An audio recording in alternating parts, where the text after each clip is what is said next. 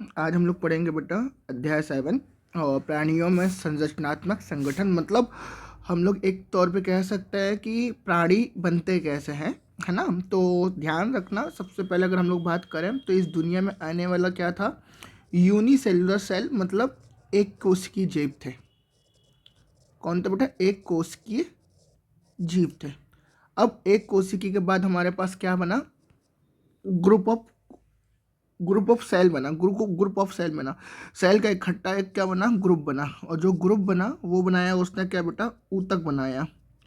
ऊतक के बाद हमारे पास क्या बना? ऑर्गन, अंग बना। एक कोई भी अंग ले लो, वो अंग बना, ठीक है। और अंग के बाद हमारे पास बना अंग तंत्र।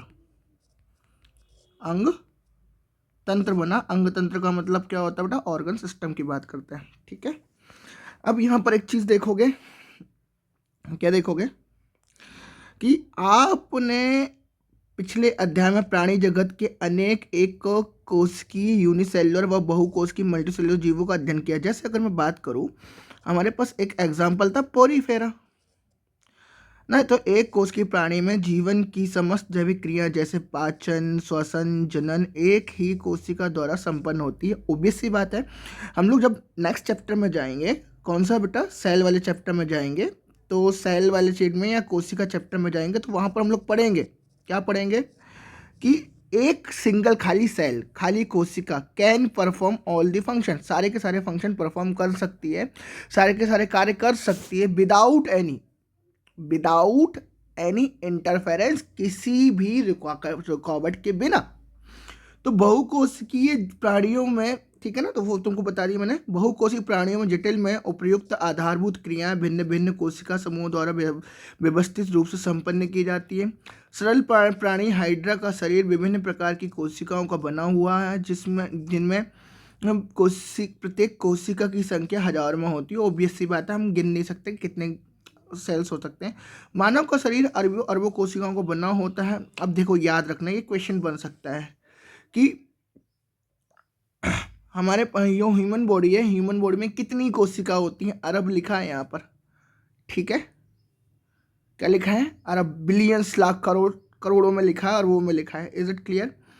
विविध कार्य संपन्न करती हैं कोशिका शरीर के एक साथ कैसे काम करती है। जैसा कि हम पहले कक्षाओं में पढ़ा कि बहुकोशिकीय प्राणियों में समान कोशिका का समूह अंतर कोशिकीय पदार्थों सहित एक विशेष कार्य करता है, और कोशिकाओं को ऐसा संगठन संगठन क्या कहलाता है?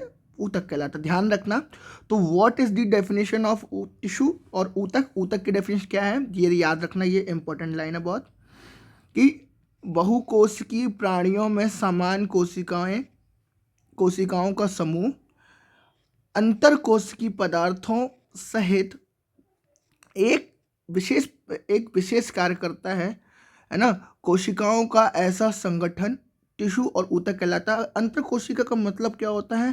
इसका मतलब होता है इंट्रासेलुलर। ध्यान रखना, दो सेल के बीच, ठीक है। अब यहाँ पर आगे चलेंगे, तो आगे चलते हैं तो आपको आश्चर्य हो सकता है कि सभी जटिल प्राणियों का शरीर केवल 4 प्रकार के आधारभूत ऊतकों का बना हुआ है। ये सब ऊतक एक विशेष अनुपात प्रतिरूप से संगठित होकर, ठीक है। अब हमारे पास ये सब ऊतक एक विशेष अनुपात एवं प्रतिरूप के संगठित होकर अंगों का निर्माण करते हैं।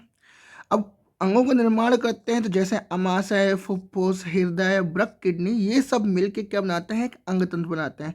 जब दो या दो से अधिक अपनी भौतिक एवं रासायनिक पारस्परिक क्रियाओं से एक निश्चित कार्य को संपन्न कर अंग तंत्र का निर्माण करते हैं, जैसे पाचन तंत्र, श्वसन तंत्र इत्यादि, समस्त शरीर की जैविक क्रियाएं कोशिका, ऊतक, अंग तथा अंग तंत्र में श्रम विभाजन के द्वारा संपन्न होते हैं, पूरे शरीर को जीवित रखने के लिए योगदान देती है। Is it clear? कि देखो, ध्यान रखना एक चीज़ कि कोई भी बॉडी है ना, एक सिंगल अंग से नहीं चल सकती, उसको कहीं ना कहीं कनेक्टेड रहना पड़ता है। जैसे लीवर अब किडनी से भी कनेक्टेड होता है। लीवर मतलब ये पूरा ब्लड को फिल्टर करने का काम होता है, तो बिना लीवर के कुछ होता ही नहीं है। अगर मैं बोलूँ किडनी क्या करती है? ब्लड को फिल्टर करती है, तो ध्यान रखना कि लीवर जो है, यकृत जो है, वो तुम्हारी बॉडी में बनने वाले जितने भी टॉक्सिन है उस टॉक्सिन को मतलब डिटॉक्सिफिकेशन, उनको मारने के लिए, उनको ख़त्म करने के लिए काम कौन आता है? लीवर ही आता है। ठीक है, तो मैं वही बोला, फिल्टर करने के लिए टॉक्सिन्स का कौन काम करता है? ये सब लीवर करता है। अब हम लोग बात करते हैं अंग और अंग तंत्र की। बहुकोशिकीय प्राणियों में, जैसा कि आपने पहले की कक्षाओं में पढ़ा है, ऊतक संगठित होकर अंग और अंग तंत्र की रचना करते हैं। इस तरह का संगठन लाखों कोशिकाओं द्वारा निर्मित जीव की सभी क्रियाओं को अधिक दक्षता पूर्वक एवं समन्वित रूप से चलाने के लिए आवश्यक होता है। ऑब्वियस सी बात है भाई, सही बात है ना? शरीर के विभिन्न अंग एक या एक से अधिक प्रकार की ऊतकों से मिलकर बना होता है। ऑब्वियस सी बात है। अब 3 तरीके के ऊतकों से मिलकर बन सकता है, जिनका ओरिजिन अगर मैं बात करूं 3 तरीके से हो सकता है। तुम्हारे पास जो डर्म होती है, एंडोडर्म, मेसोडर्म और एक्टोडर्म, तीनों ये डर्म जो होती हैं, डर्म है ना, बेसिकली डर्म क्या बोल सकते हैं? स्किन बोल सकते हैं, या फिर हम लोग बोलते हैं उत्पत्ति टिश्यू बोल सकते हैं, जिनसे है ना सारे के सारे ये पूरे की पूरी बॉडी के जितने भी शरीर के अंग हैं वो बनते हैं। एक्टोडर्म, मेसोडर्म और एंडोडर्म। उदाहरण तौर पे हृदय में चारों तरफ एक ऊतक मिलता है, ध्यान रखना। उपकला, संयोजी, पेशीय तथा तंत्र की ऊतक होता है, याद रखना। कौन कौन सा होता है? हृदय के चारों तरफ एक ऊतक होते हैं, ठीक है। कौन कौन से हो सकते हैं? उपकला, संयोजी, पेशीय और तंत्र की ऊतक हो सकते हैं। ध्यानपूर्वक अध्ययन के बाद हम देखते हैं कि अंग और अंग तंत्र जटिलता एक निश्चित इंद्रिय गोचर प्रवृत्ति को भी क्या करता है? प्रदर्शित करता है। यह इंद्रिय गोचर प्रवृत्ति का विकासित प्रवृत्ति कहलाती है ना। इसको हम लोग कक्षा 12वीं में विस्तार से पढ़ेंगे, देखेंगे। अब हम लोग बेसिकली जो इम्पोर्टेंट टॉपिक है क्या, कि आपको तीन क्वेश्चन तो मिनिमम है, 2 to 3 क्वेश्चन मिनिमम है कि इस चैप्टर से आएंगे ही आएंगे, ध्यान रखना। और जो मैं बताने वाला हूँ एक एक चीज़ याद रखना, एक एक चीज़ पढ़ना। मैं सब तुमको आज के आज रटा दूंगा, ठीक है? ध्यान से सुनना मैं क्या बता रहा हूँ। तो मैंने बोला कि मैं जितना बता रहा हूँ उतना कर लो। तुम्हारे 3 क्वेश्चन डन है इस चैप्टर से 100%, और बहुत छोटा चैप्टर है बेटा। इस अध्याय में आपको मेंढक की शारीरिक एनाटॉमी, आकारिकी, मॉर्फोलॉजी के संगठन और क्रियाविधि के बारे में जानकारी प्राप्त होगी, है ना। तो होगी आकारिकी, आपको जीवों की बाह्य संरचना या बाहर दिखने वाले आकार का अध्ययन कराती है, ऑब्वियस सी बात है। और एनाटॉमी अंदर की, पौधों या सूक्ष्म जीवों के संदर्भ में आकारिकी शब्द का वस्तुतः मतलब यही है ना। प्राणियों के संबंध में आकारिकी का मतलब शरीर के बाह्य अंगों की बनावट या शरीर के बाह्य भागों का अध्ययन करना है। तो आउटर स्ट्रक्चर के बारे में पढ़ना, दैट इज कॉल्ड मॉर्फोलॉजी। प्राणियों के शरीर की प्रारंभिक मतलब आंतरिक अंगों की संरचना के अध्ययन से है। अब आप मेंढक के आकारिकी एवं शारीरिक का अध्ययन करेंगे, जो कशेरुकी का प्रतिनिधित्व करता है। अगर मैं बात करूं मेंढक, तो यहाँ से तुम्हारे लिए बहुत इंपॉर्टेंट चीज़ें हैं। क्या क्या इंपॉर्टेंट चीज़ देखो, अगर मैं डायग्राम देखूँ, तुमको डायग्राम दिखाऊं, तो डायग्राम में क्या दिख रहा है? इसके पैर, पीछे वाले पैर में देखो कितने पैर दिख रहे हैं? 1 2 पैर दिख रहे हैं, सॉरी, कितने रिस्ट दिख रहे हैं? 1 2 3 4 5, कोई दिक्कत नहीं। अगले वाले में देखो, यहाँ से तो 3 ही दिख रहे हैं, 1 2 3, पर होते कितने हैं? 4। डन, कोई दिक्कत नहीं। नीचे वाली स्किन देखो कैसी दिख रही है? येलो दिख रही है। ऊपर वाली देखो कैसे दिख रही है? ऑलिव ग्रीन दिख रही है। पर यहां पर एक और चीज देखोगे, यहां पर कैसे मिल रहे हैं? यहां पर स्पॉट मिल रहे हैं, पैचेस मिल रहे हैं, यस और नॉट। और यहां पर देखो ये अलग से क्या मिल रहे हैं? स्केल्स, इनको बोलते हैं फोल्डेड स्केल, स्किन फोल्डेड होती है। अब तुम्हारे पास देखो जरा, ये एक आंख मिल रही है, ये एक आंख मिल रही है, यहां पर आई भी है। इसका माउथ भी कैसा दिख रहा है? स्नाउटेड दिख रहा है, यस और नॉट? दिख रहा है ना? चले आगे चले, देखो जरा। मेंढक वह प्राणी है जो मीठे जल तथा धरती दोनों का निवास करते हैं। अब यहाँ पर एक चीज, जैसे प्लांट में हमने देखा था कि जो पानी और थल दोनों में रह सकते हैं, उनको एम्फीबियंस बोलते हैं, उभयलिंगी बोलते हैं। ये भी क्या है, उभयचर है। वहां पर उभयलिंगी बोला था, यस और नॉट, ध्यान रखना। उभयचर है। उभयचर का मतलब क्या होता है, जो पानी और थल दोनों में देखने को मिले, तथा कशेरुकी संघ के एम्फीबिया वर्ग से संबंधित होता है। एम्फीबिया वर्ग से संबंधित होता है, यस। ओबीएस सी बात है, सबफाइलम हमने पढ़ा था, सुपर क्लास देखी थी हमने। कहाँ पर तुम लोग जाओगे, क्या बोलते हैं इसको, एनिमल किंगडम, जंतु जगत में जाओगे तो वहां पर देखना सुपर क्लास, और ऊपर जाओगे तो तुम्हारे पास क्या मिलेगा, सबफाइलम मिलेगा। Is it clear? तो भारत में पाई जाने वाली मेंढक की सामान्य जाति राना टिग्रीना है। राना टिग्रीना देखो नॉन पॉइजनस होता है, ध्यान रखना। कैसा होता है, नॉन पॉइजनस इन स्किन होती है, जबकि अगर मैं तोड़ की बात करूंगा, तोड़ कैसा होता है, पॉइजनस होता है। तोड़ इज व्हाट बेटा, पॉइजनस। Is it clear? तोड़ कैसा होता है, पॉइजनस होता है। तो हम लोगों ने क्या क्या देखा, हमने क्या देखा कि जो मेंढक है वो एम्फीबिया वर्गों से संबंधित है, और एम्फीबिया वर्ग दो वर्टिब्रेटा सबफाइलम के अंदर आता है। और एक और चीज बोलो, ये टेट्रापोडा में बिलोंग करता है। ठीक है। भारत में पाई जाने वाली मेंढक की सामान्य जाति राना टिग्रीना है। राना टिग्रीना जो इंडिया में नॉर्मली होता है, नॉन पॉइजनस होता है, जबकि टोड़ जो होता है वो पॉइजनस होता है। स्किन उसकी जहरीली होती है। इसके शरीर का ताप स्थिर नहीं होता। अब they can't handle the what temperature, तो इनको हम लोग पॉइक्लोथर्मी बोलते हैं। ठीक है। शरीर का ताप वातावरण के अनुताप के अनुसार परिवर्तित होता रहता है। इस प्रकार के प्राणियों को हम लोग असमतापी और अनियत तापी कहते हैं। तो इनको हम लोग क्या बोलते हैं बेटा, एक्सोथर्मिक बोलते हैं। मेढक के रंग को परिवर्तित होते हुए अपने आपने अवश्य देखा होगा। जब वो जिस समय में ये घास में या तथा नम जमीन पर रहते हैं, तो क्या आप देख सकते हैं या कैसा क्यों होता है, उनमें अपने शत्रुओं को छिपने के लिए रंग परिवर्तन की क्षमता होती है, जिसे छद्म आवरण कहते हैं। छद्म करना, धोखा देना, छद्म करना, धोखा देना, छद्म आवरण कहा जाता है। इस रक्षात्मक रंग परिवर्तन की क्रिया अनुहरण, दैट इज कॉल्ड मिमिक्री बोलते हैं। क्या बोलते हैं इसको, मिमिक्री, अनुहरण, दैट इज कॉल्ड मिमिक्री, और अनुहरण बोलते हैं, अनुहरण या मिमिक्री बोलते हैं। आपने यह भी देखा होगा कि मेढक शीत और ग्रीष्म ऋतु में नहीं दिखते। शीत और मिमिक्री कहते हैं बेटा। यहाँ पर एक लाइन गायब कर दी इन लोगों ने। ठीक है, एक मिनट रुको।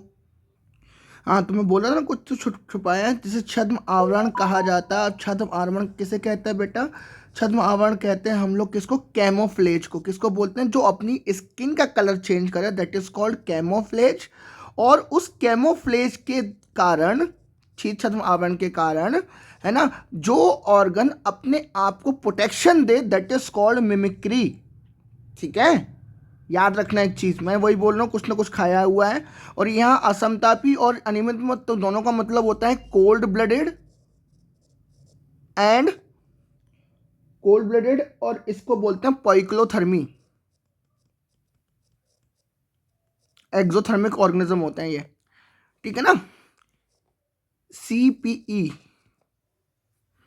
अब याद रखना, आपने यह भी देखा होगा कि मेढक शीत और ग्रीष्म ऋतु में नहीं दिखते हैं, जिसे अंतराल में ये सर्दी तथा गर्मी से अपनी रक्षा करने के लिए गहरे गड्ढों में चले जाते हैं। इस प्रक्रिया को क्रमशः शीत और निष्क्रिय हाइबरनेशन, अगर शीत ऋतु में जाएंगे तो हाइबरनेशन, और ग्रीष्म ऋतु में जाएंगे तो एस्टिवेशन।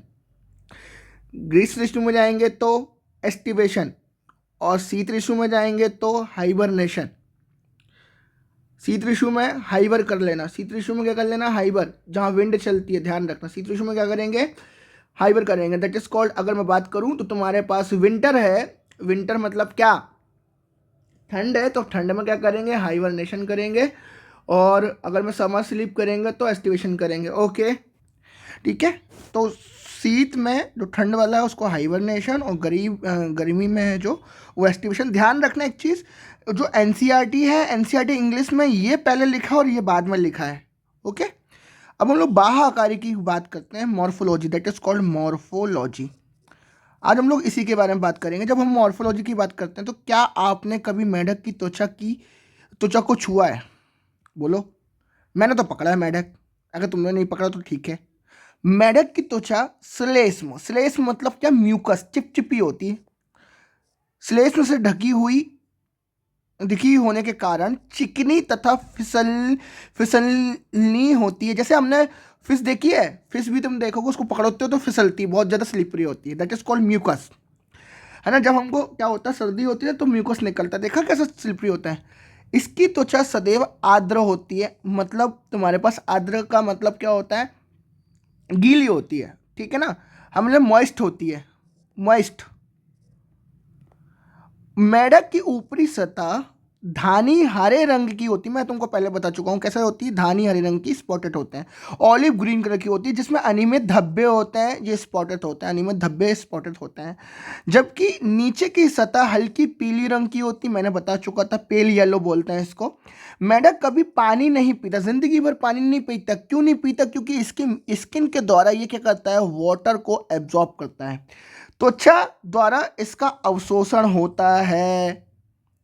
मेंढक का शरीर शरीर धड़ में विभाजित होता है। मेंढक जो फ्रॉग है, फ्रॉग की बॉडी कितने पार्ट में डिवाइड होती है बेटा? दो पार्ट में। कौन कौन सा?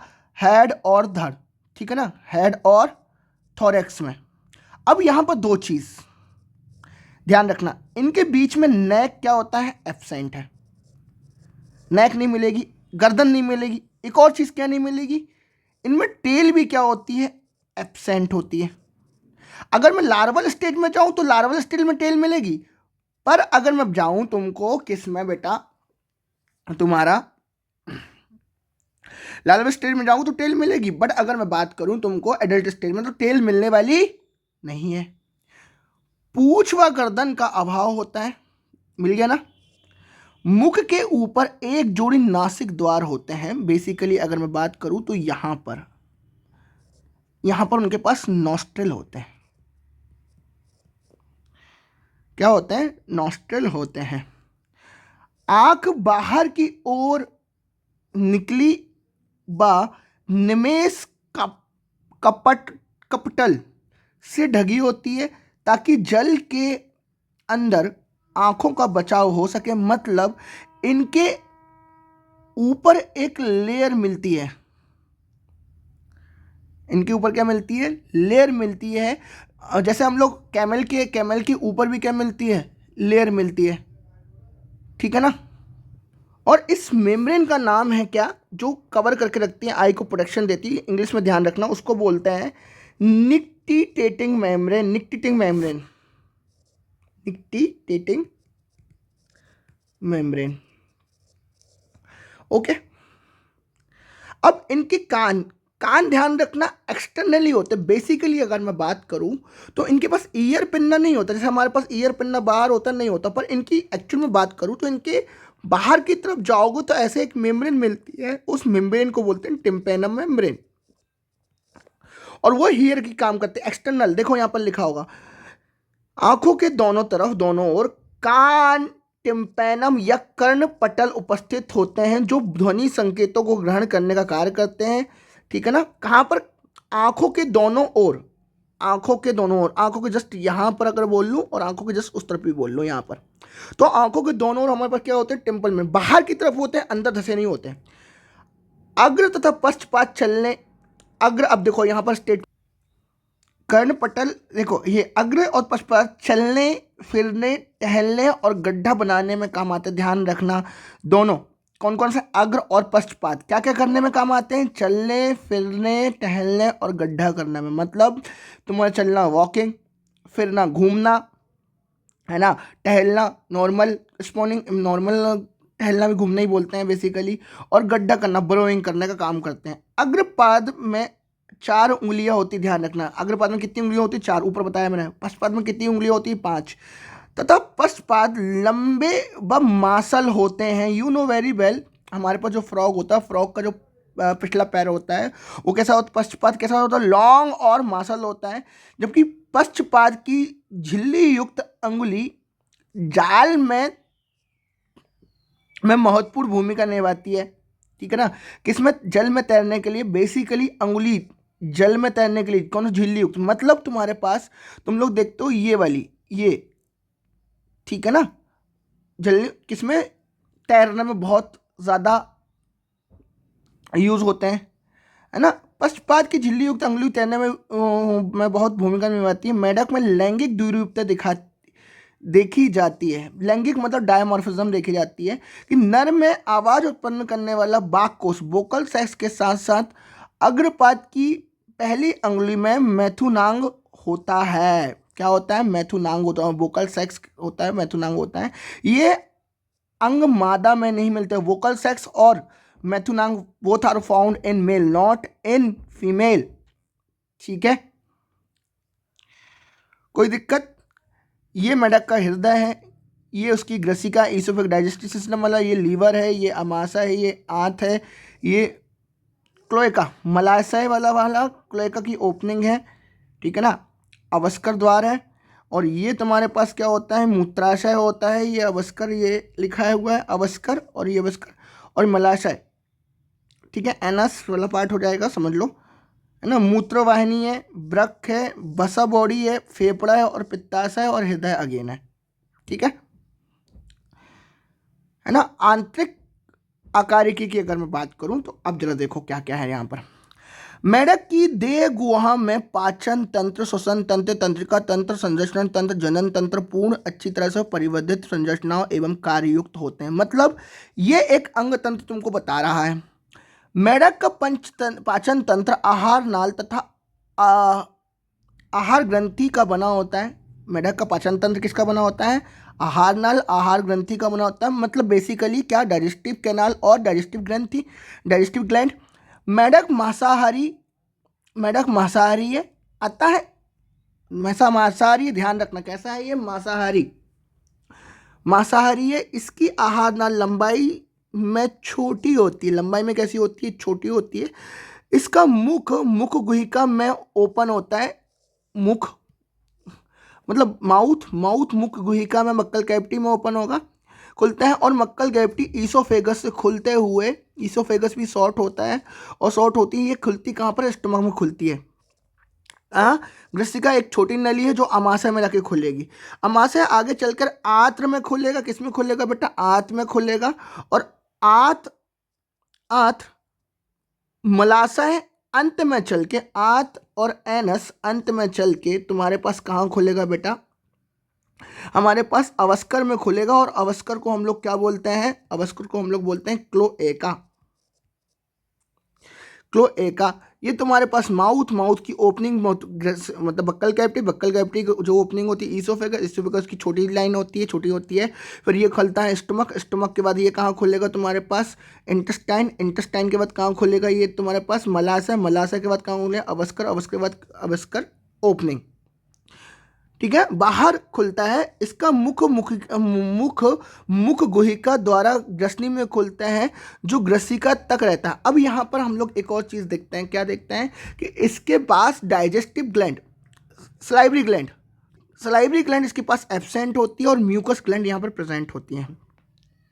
यकृत पित्त रस स्त्रावित करता है जो पित्ताशय में एकत्रित रहता है। अग्नाशय जो एक पाचन ग्रंथि जो अग्नाशयी रस स्त्रावित करता है जिससे पाचक एंजाइम होते हैं।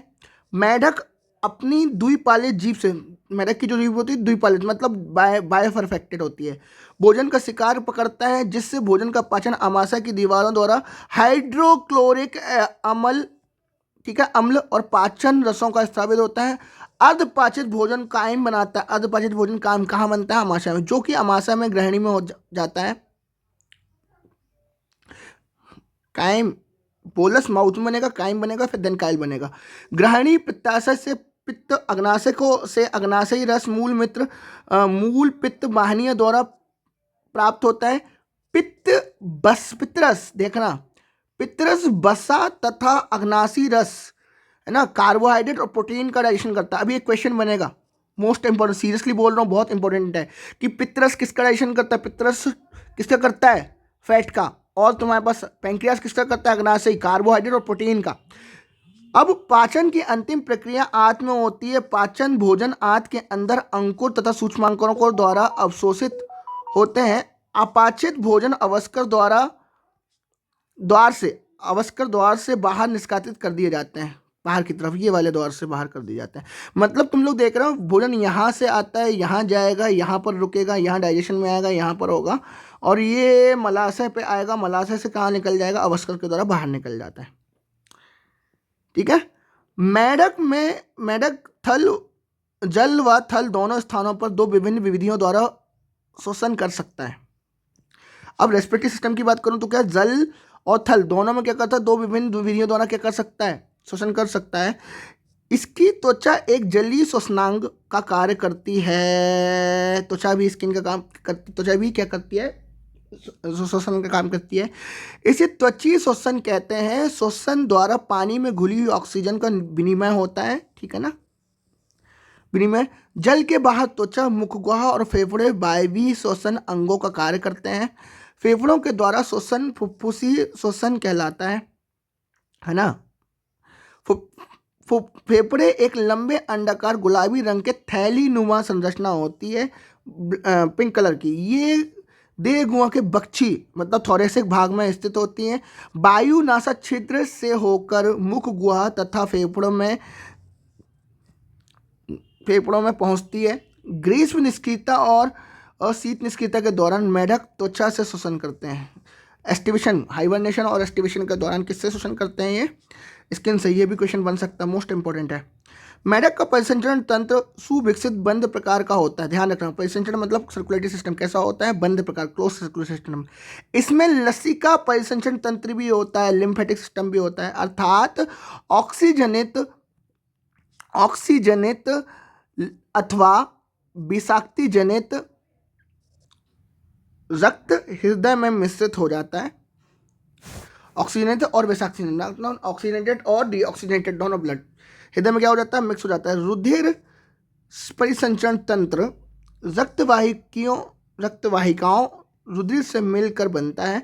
लसिका तंत्र लसिका और लसिका वाहिकाओं और लसिका ग्रंथियों से मिलकर बनता है। ठीक है ना। हृदय एक त्रिकोष्ठी मासन संरचना है, मतलब दो आर्टरियां होंगे, दो आलिंद होंगे और एक निलय होगा, एक वेंट्रिकल होगा, जो देह गुहा के ऊपरी भाग में स्थित होते हैं, ऊपर की तरफ होते हैं, ये वाला। ठीक है, कहाँ होते हैं, ऊपर की तरफ होते हैं। ये पतली पारदर्शी झिल्ली हृदय आवरण पेरिकार्डियम से ढके हुए रहते हैं। एक त्रिकोष्ठी संरचना जिसमें सिरा कोष्टक कोटर, त्रिकोष्ठी सिरा कोटर साइनस वेनोसस कहते हैं। हृदय के दाहिने आलिंद, राइट आलिंद पे से जुड़ा होता है। मतलब तुम्हारे पास इसके ऊपर दाहिने आलिंद पे त्रिकोष्ठी साइनस वेनोसस, और इसके नीचे वाला कोनस आर्टेरियोसस। देखो अब यहाँ पे क्या लिखा, आगे मिलते हैं, लिखा तो होगा मजेदार एकदम। साइनस सिरा कोटर, देखो त्रिकोष्ठी संरचना जैसे सिरा कोटर वेनस कहते हैं। यह दाहिने आलिंद निलय में नहीं, आलिंद से जुड़ा हुआ होता है। महाशिराओं से रक्त प्राप्त होता है। कहाँ से, महाशिराओं से रक्त प्राप्त करता है कौन, साइनस वेनोसस। ठीक है ना, जुड़ा रहता है। तथा महाशिराओं धमनियों से नहीं, सिराओं से। हृदय की अधर सतह पर दाएं आलिंद के ऊपर की एक थैलीनुमा संरचना धमनी शंकु होता है, जिसे वेंट्रिकल कहते हैं। नीचे की तरफ अगर मैं जाऊंगा, आलिंद के ऊपर एक थैलीनुमा,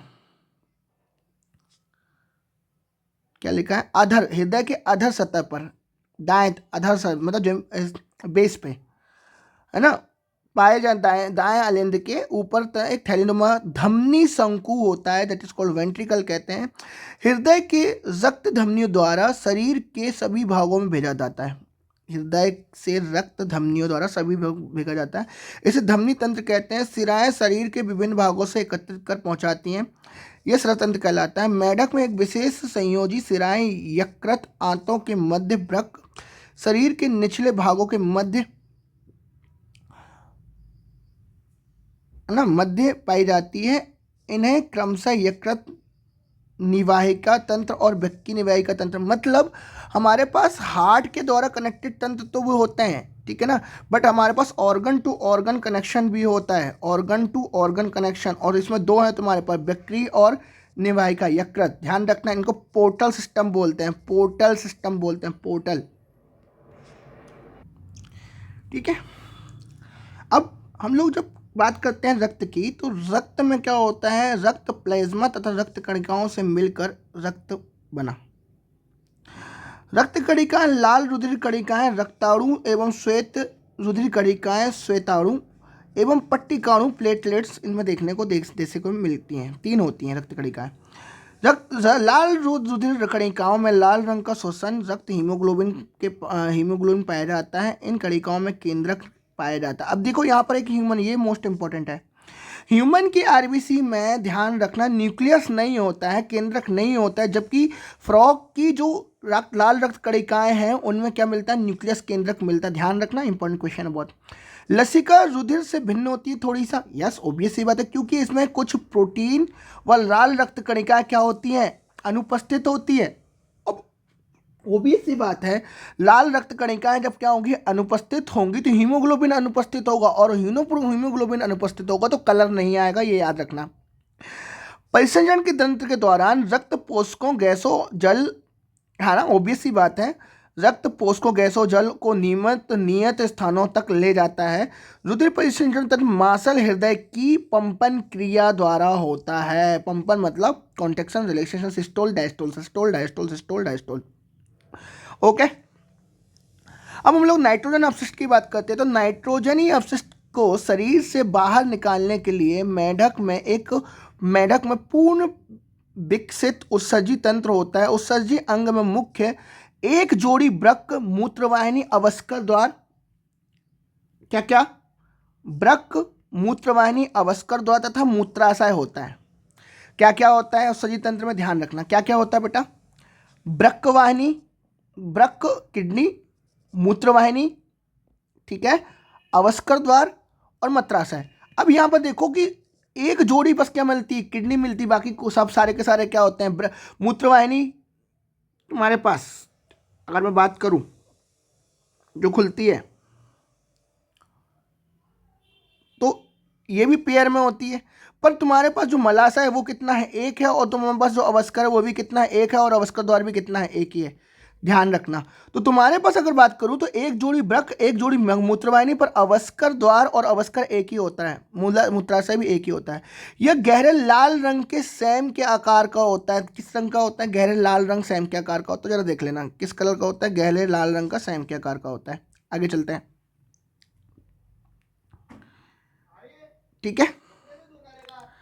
अगर मैं बात करूं आगे चल के, और देवगुआ में थोड़ा सा पीछे की ओर कशेरुक दंड के दोनों ओर पीछे मतलब back side, dorsal side present होता है। प्रत्येक वृक्क कई संरचनात्मक क्रियात्मक इकाई मूत्रजन नलिकाओं या वृक्काओं का बना होता है ना। नर मेढक में मूत्र नलिका वृक्क से मूत्रजनन नलिका के रूप में बाहर आती। ध्यान रखना क्यों, अब यहाँ पर हमारे पास क्या होता है, जो मेल होता है, मेल में स्पर्म, मेल में क्या बेटा, स्पर्म भी इसी से आता है, ठीक है ना, इसलिए यहाँ पर जनन लिखा हुआ है। मूत्रवाहिनी आविष्कार द्वार में खुलती है। मादा मेढक में मूत्रवाहिनी तथा अंडवाहिनी दोनों आविष्कार में अलग अलग खुलते हैं, दोनों एक साथ नहीं खुलते हैं। इसलिए ध्यान रखना, यहाँ पर एक कहानी ये होती है कि हमारे पास जो इसकी किडनी होती है, ये यहाँ पर ये जो दिख रही है, ये बिडर ऑफ कैनाल है। क्या ना, कौन सी कैनाल, बिडर ऑफ कैनाल है। क्या कौन सी कैनाल है, बिडर ऑफ कैनाल है, ठीक है। आगे चलते हैं, देखो क्या लिखा है। एक पतली दीवार वाला मूत्राशय भी मलाशय के अधर पर पाए जाते स्थित होता है,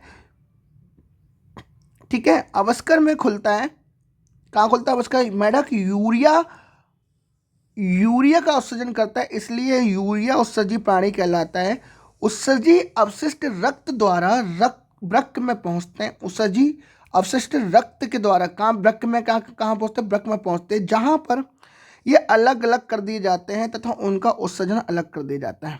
अब आ जाओ एंडोक्राइन सिस्टम। इसके पास एंडोक्राइन सिस्टम डेवलप होता है, पर सारी ज़्यादा चीज़ें डेवलप फुली तरीके से नहीं होती, ठीक है।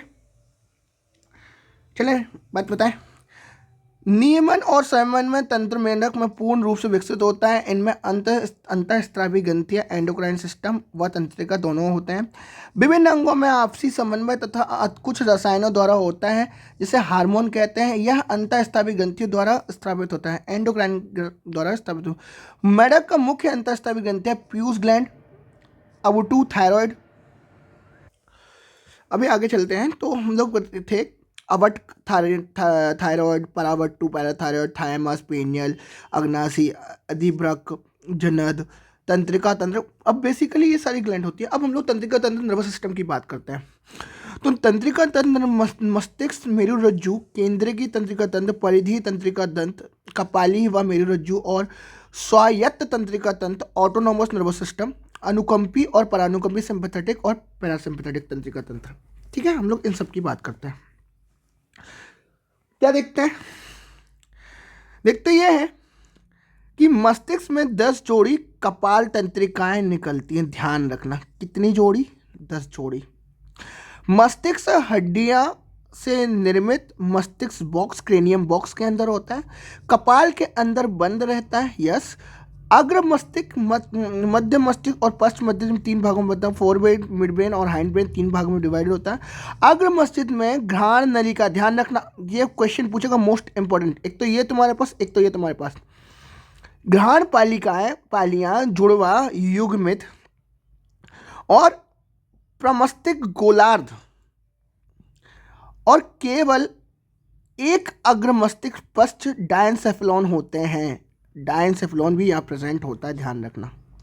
क्या क्या अग्र मस्तिष्क में? घ्राण पालिकाएं, जुड़वा, युग्मित, ठीक है ना, प्रमस्तिष्क, जुग्मा, जुड़वा मतलब पेड़ में होते हैं, इन गोलार्ध, एक और केवल एक अग्र मस्तिष्क डायनसेफलॉन होते हैं। मध्य मस्तिष्क एक जोड़ा द्रक पालिकाएं, पालियां होते हैं। एक जोड़ा कौन सी पालिकाएं होती हैं? द्रक पालिकाएं होती हैं। जबकि पश्च मस्तिष्क में अनुमस्तिष्क एक एवं मिडला ऑब्लोंगेटा का बना होता है। मिडला ऑब्लोंगेटा महारंध्र से निकलकर मेरुदंडु से मेरुरज्जु तक जुड़ा रहता है। ठीक है। मेंढक में विभिन्न प्रकार के संवेदी अंग पाए जाते हैं, जैसे स्पर्श अंग, संवेदी पिंपल, स्वाद अंग, स्वाद कलिकाएं, गंध नासिका, दृष्टि, श्रवण, हर कुछ होता है। ठीक है। कर्णपटल और आंतरिक, टिम्पैनिक मेम्ब्रेन बाहर की तरफ होती है और उसका जो एक्चुअल में विजुअलाइजेशन होता है वो आंतरिक कर्ण की तरफ होता है। मतलब ध्यान, टिम्पैनिक मेम्ब्रेन बाहर होती है ना। इन सब में आँख और आंतरिक कर्ण सुव्यवस्थित होते हैं और बचे हुए दूसरे संवेदी अंग केवल तंत्रिका सिरों पर कोशिकाओं के गुच्छे होते हैं, नेटवर्क होता है।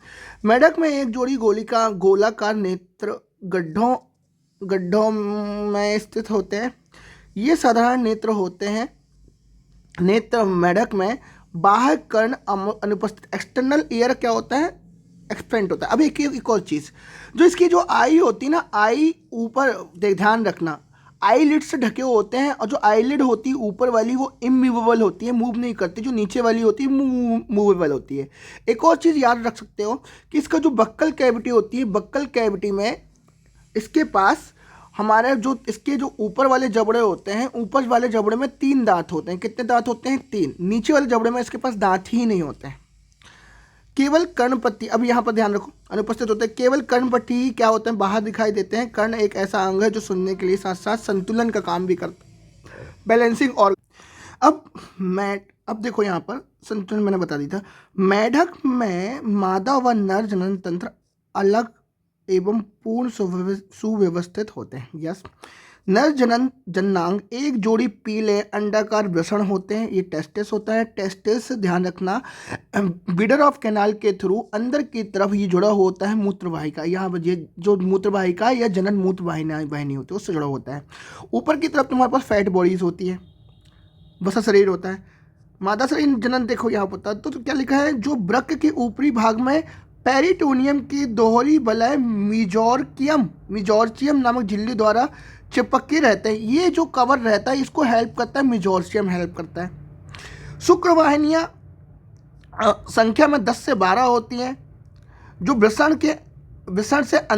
वृषण से निकलने के बाद अपनी ओर के वृक्क में धंस जाती हैं। वृक्क में एक बिडर ऑफ कैनाल में खुलती है। देखो मैंने तुमको बताया था, अभी मैंने तुमको बताया कि ये किडनी जो है वो बिडर ऑफ कैनाल में खुलती है। किसके द्वारा खुलती है? यहाँ पर उसके पास जो रहते हैं वो क्या रहते हैं, उसके पास 10 से 12 संख्या में शुक्रवाहिकाएं होती हैं जो अंत में मूत्रवाहिनी में खुलती हैं। अब मूत्रवाहिनी मूत्रजनन वाहिनी कहलाती है, जो वृक्क से बाहर आकर अवस्कर में खुलती है। अवस्कर एक छोटा सा मध्य कक्ष होता है जो उत्सर्जी पदार्थ हो और मूत्र और शुक्राणुओं को बाहर भेजने का कार्य करती है। मादा में वृक्क के साथ एक जोड़ी अंडाशय उपस्थित होता है। ये अंडाशय, ये वृक्क है और ये अंडाशय है, ठीक है। अंडाशय that is mean what, ovary, और उसके अंदर अंडे दिख रहे हैं, लेकिन इनका वृक्क से कोई क्रियात्मक संबंध नहीं होता। जो ध्यान रखना, जो हमारे पास ये होते हैं डायरेक्टली वर्किंग होते हैं, क्योंकि किडनी डायरेक्टली कनेक्टेड होती विडर ऑफ कैनाल के साथ, नहीं सॉरी, ये जो टेस्टिस है, वृषण है, ये डायरेक्टली कनेक्टेड होते हैं वृक्क के साथ। और वृक्क क्या होती है? फंक्शनली एक्टिव होती है at the time of reproduction. But तुम लोग अगर बात करोगे जब स्पर्म बनते हैं तो वहाँ पर क्या होता है, मेल रिप्रोडक्टिव सिस्टम में किडनी वर्किंग करती है मेल में, है ना। पर फीमेल में ध्यान रखना, ये तुमको दिख रहा है, ये तुमको दिख रहा है, तो अंडवाहिनी और अंडाशय, और अगर मैं बोलूँ तो वृक्क, ये सब क्या होते हैं? डिफरेंट होते हैं, ये एक साथ में जुड़े होते नहीं हैं। यहाँ एक जोड़ी अंडवाहिनी अवस्कर में अलग अलग खुलती हैं एवं परिपक्व मादा एक बार में 2500 से 3000 अंडे दे सकती। कितने देती है? 2500 से 3000 अंडे देती है। इनमें बाह्य निषेचन, एक्सटर्नल फर्टिलाइजेशन होता है, पानी में होता है, और भ्रूण परिवर्तन लार्वा के माध्यम से होता है। लार्वा टेडपोल कहलाता है, ठीक है, लार्वा टेडपोल कहलाता है, ठीक है ना। टेडपोल लार्वा इज व्हाट, और ये कैसा होता है? अमोनोटैलिक होता है, ध्यान रखना, अमोनोटैलिक। मेढक मनुष्य के लिए लाभदायक प्राणी और कीटों को खाता है। इस तरह से फसलों की रक्षा भी करता है, ध्यान रखना, फसलों की रक्षा करने के भी काम आता है। बायोडाइवर्सिटी में मतलब रोल है इसका। मेढक वातावरण संतुलन बनाए रखते हैं क्योंकि यह पारिस्थितिक तंत्र की सुरक्षा एक महत्वपूर्ण भोजन श्रृंखला की एक कड़ी है। कुछ देशों में मांसल पाद मनुष्यों द्वारा भोजन के रूप में इस्तेमाल किया जाता है, इनको खाने के लिए उपयोग किया जाता है, ठीक है, ओके। अब इसमें ऐसा कुछ दिया नहीं है बेटा, हाँ दिया है, देखो यहाँ पर देखो। कोशिका ऊतक अंग और अंगतंत्र कार्य को इस प्रकार से विभक्त कर लेते हैं कि शरीर का बना रहना सुनिश्चित रहे। इस तरह वे श्रम विभाजन प्रदर्शित करते हैं। कोशिका का एक ऐसा समूह जो अंतरकोशिकीय पदार्थों से बना होता है तथा एक से अधिक कार्य करता है ऊतक कहलाता है। एक या अधिक कार्य करता है। उपकला शरीर के चादर जैसे ऊतक होते हैं। बाह्य सतह गुहिकाएं, वाहिनियों, नलिकाओं का स्तर है, ध्यान रखना। उपकला एपिथेलियम क्या क्या है बेटा? ध्यान रखना, कहाँ कहाँ लिखा है, एग्जाम्पल इसमें लिखा है गुहिका, वाहिनियों और नलिकाओं का स्तर है। और उपकलाओं की एक मुक्त सतह होती है जिससे एक तरफ शरीर तथा दूसरी तरफ बाह्य वातावरण होता है। एक तरफ शरीर तथा दूसरी तरफ बाह्य वातावरण होता है, ध्यान रखना। ऊपर कोई भी एग्जाम्पल नहीं दिया गया, पर यहाँ पे 3 एग्जाम्पल मिल गए हमको। इनकी कोशिकाएं संरचनात्मक और क्रियात्मक रूप से संधियों में जुड़ी हुई होती हैं। अब यहाँ पर बुलफ्रॉग, वहाँ पर नहीं दिया है।